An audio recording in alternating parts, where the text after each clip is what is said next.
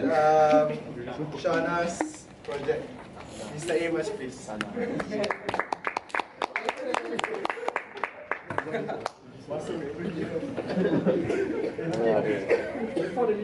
Good evening, everyone, and especially to you, Shana. It's always a joy to hear Shana speak because every time she does so, I always get the feeling that she has practiced her speech a lot. And it's very clear that she has.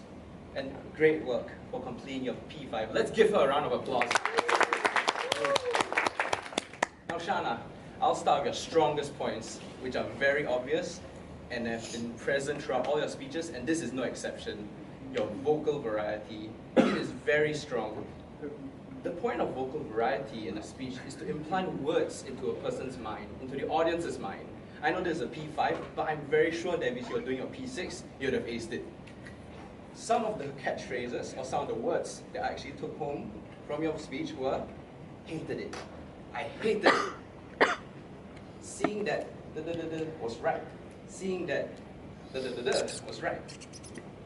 These are filled with emotions, very strong, very vivid. It plants an image into my mind, which brings me to the next great thing about your speech, the structure.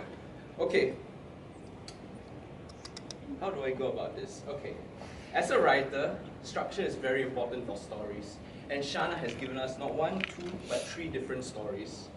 And how it actually started, or she drew us in with this very special plot twist. Okay, she was actually initially from the Anime Gaming Society. That really shocked me! And to be honest, I actually didn't want to join it at first, but I was just too lazy.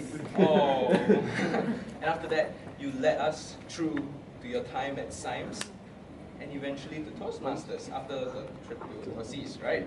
Yeah. That was great, because each and every one of these parts, part of the structure, they make us think about the title.